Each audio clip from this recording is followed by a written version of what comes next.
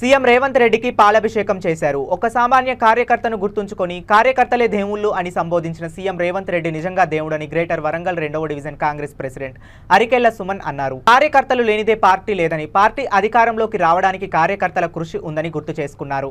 ఈ సందర్భంగా గ్రేటర్ వరంగల్ 2వ డివిజన్ వంగపహాడ్లో రేవంత్ రెడ్డి చిత్రపటానికి పాలాభిషేకం చేశారు.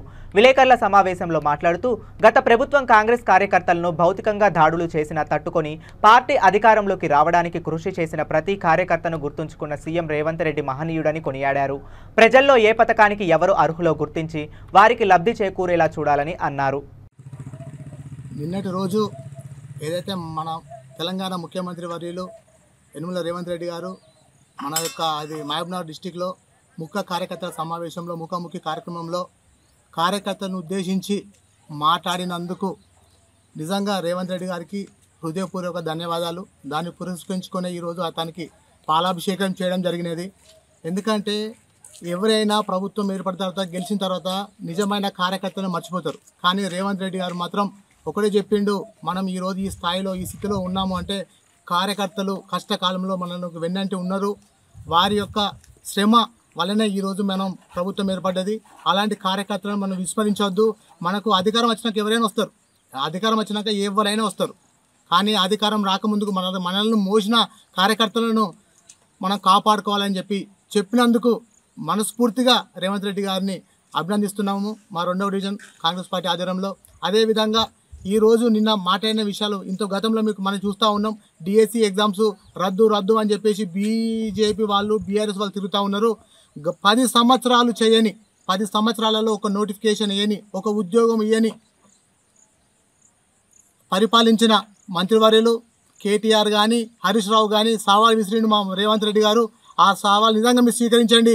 మీకు నిజంగా దమ్ము ధైర్యం ఉంటే రేవంత్ రెడ్డి ఇచ్చిన ఆయన ఏదైతే మనకు పిలుపునిచ్చాడో ఆ పిలుపుకు నిజంగా మీరు ఉంటే ఆ ఓయి దగ్గరికి వెళ్ళి మీరు ధర్నాలు చేయండి.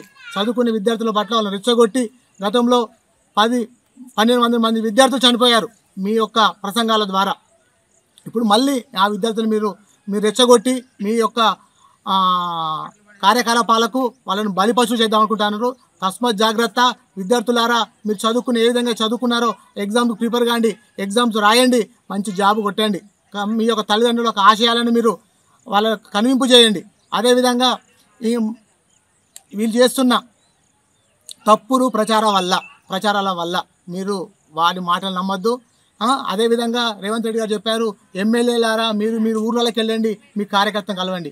నేను ఈరోజు మా వర్ధనపేట ఎమ్మెల్యే గారికి మేము అడుగుతూ ఉన్నాం, అన్నా మీరు గెలిచారు, మీరు గెలవకముందు మీ దగ్గర మేము మా సొంత డబ్బులతోటి మేము వంగపాల్లో 2 డివిజన్లో మీ కొరకు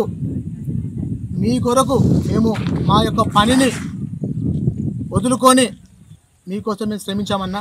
ఇప్పటికైనా మీరు కళ్ళు తెరిచి మాలాంటి నిజమైన కార్యకర్తలకు మీరు పిలవండి, మాట్లాడండి. మా సీనియర్ నాయకుడైన మేరు కోరన్న తను స్వతహాగా డబ్బులు పెట్టుకున్నాడు. అదే బొల్లబోయిన బాబు స్వతహాగా డబ్బులు పెట్టుకున్నాడు. ఈరోజు మీరు గెలిచిన తర్వాత ఒక రియల్ ఎస్టేట్ వ్యాపారస్తులు, ఒక బియ్యం వ్యాపారస్తులు, మేము కార్యకర్తలము, మేము నాయకులము అని వస్తున్నారు.